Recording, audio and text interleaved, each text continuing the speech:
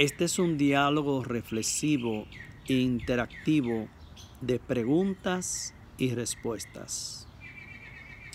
Por ejemplo, la vida física y espiritual mirada desde las dos caras de la moneda es muy relativa a un formato de preguntas.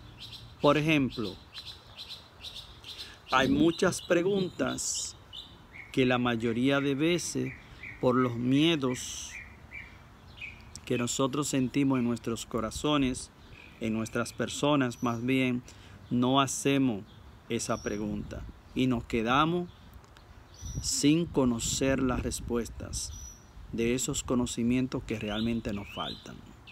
Por ejemplo, este es un modelo de pregunta que quizás muchos hemos sentido en nuestros corazones, en nuestras personas, y muchas veces no hemos hecho esta pregunta. ¿Qué necesitamos para salvarnos? Es una pregunta más bien que nos habla de los principios básicos y fundamentales para nosotros dar el primer paso en la vida cristiana y cómo nosotros vamos a ser capaces de tomar estos pasos en la vida cristiana si no hacemos la pregunta, porque no somos adivinos y todos sabemos que los adivinos no entrarán al reino de los cielos. Es a través de la pregunta y respuestas que nosotros avanzamos en los conocimientos adyacentes en Cristo Jesús. Otra pregunta que también puede habitar en nosotros y todavía no ha salido a la luz, o sea, no hemos hecho la pregunta. Y esta segunda pregunta es muy similar a la primera. Son muy similares, pero realmente no son iguales las dos preguntas. Son bastante diferentes. ¿Qué tengo que hacer para salvarme? Esta segunda pregunta es un poco más concreta. ¿Por qué? Porque nos habla de un deseo que existe en nuestros corazones, de una acción para dar inicio definitivo a la vida cristiana. ¿Cómo nosotros podemos iniciar nuestras vidas en la vida cristiana si nosotros no hacemos esta pregunta? ¿Qué tengo que hacer para salvarme? Ahora bien, cuando nosotros hablamos en estos formatos, en estos esquemas de preguntas y respuestas, ¿se encuentran estas preguntas en los sagrados textos de la Biblia o simplemente nosotros estamos especulando y diciendo cosas hipotéticamente que está bien? No, mis carísimos hermanos, también estas preguntas aparecen de igual manera en grandes conversiones en la Sagrada Escritura. Por ejemplo, cuando nosotros abrimos los Hechos de los Apóstoles, capítulo 16, en el verso 30, ahí hay una pregunta, en este contexto que estamos hablando de pregunta y respuesta, que dice lo siguiente: ¿qué tengo que hacer para salvarme? Hay un personaje en esta lectura que hace conexión a lo que es cuando Pablo y Sila estaban en prisión, que estaban cantando salmos, himnos a Dios, y de repente vino un terremoto, se abrieron las puertas de la cárcel. El carcelero, no obstante, entró en miedo pensando que los presos se habían fugado y tomó una espada para quitarse la vida. Y Pablo y Sila intervienen y le dicen a él que no lo hagan y él no lo hace. Ahora bien, ¿por qué hemos hablado en este contexto de estas palabras con anticipación de este mensaje prefigurado que aparece como una pregunta? ¿Qué tengo que hacer para salvarme? Esta es la parte que nosotros necesitamos centrarnos y enfocarnos.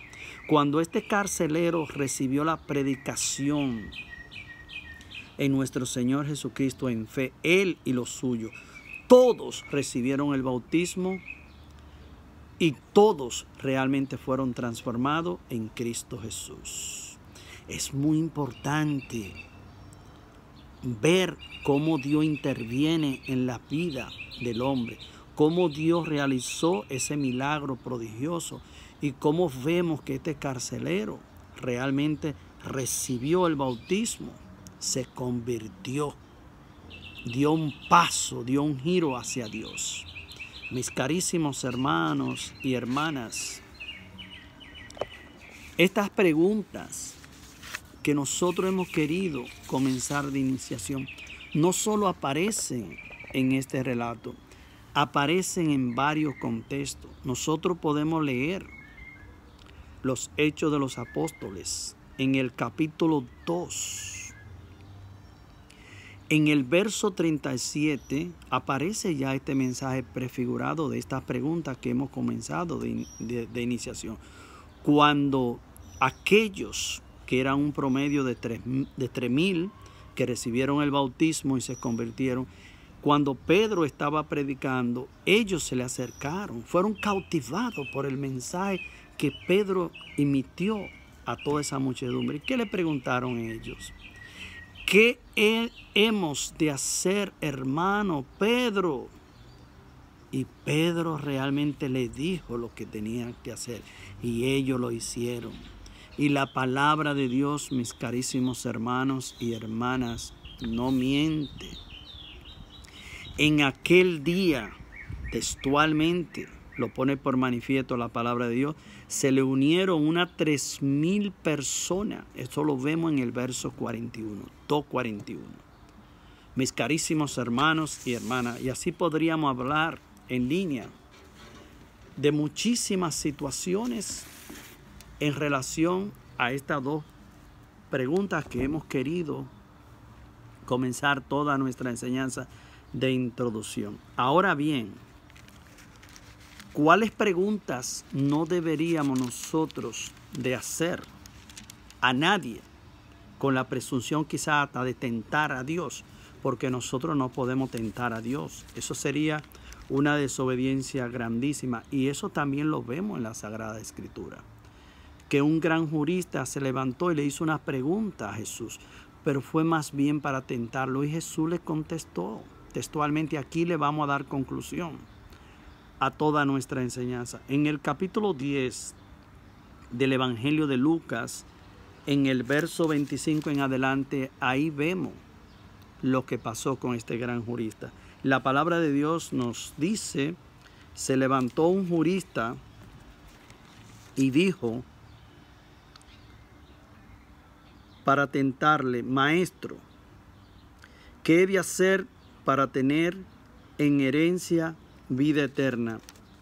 Él le dijo, les respondió: amarás al Señor tu Dios con todo tu corazón, con toda tu alma, con toda tu fuerza y con toda tu mente, y a tu prójimo como a ti mismo.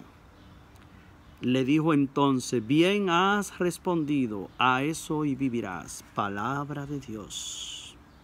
En conclusión, mis carísimos hermanos y hermanas, todas las preguntas que nosotros anidamos en nuestros corazones que hacen relación a nuestra salvación, al negocio más importante, Dios en su palabra nos confirma que estamos llamados a investigar, a buscar los conocimientos desde arriba, porque aquí abajo solamente lo único que no puede pasar es quedarnos solamente en el plano físico, si no elevamos nuestras miradas hacia las cosas de arriba. Nosotros hemos escuchado quizá muchas veces hablar de la conversión, de la fe, del amor de Dios, de la nueva vida, y quizá no hemos quedado tan bandido y tan sinvergüenza tentando a Dios como lo hizo este gran jurista, que simplemente para tentar a Dios le hizo esa pregunta, y Jesús, con amor de misericordia, sin juzgarlo, sin señalarlo, le dijo: haz eso y vivirás. Exactamente. ¿Qué es lo que tenemos que hacer? Amar al Señor con todo nuestro corazón, con toda nuestra fuerza y nuestra mente, y amar al prójimo. De eso es que se trata todo. Si nosotros somos capaces de amar a Dios sobre todas las cosas y amar al prójimo y amar a nosotros mismos, nosotros estamos en la ruta correcta hacia el cielo. Ánimo y muchas bendiciones.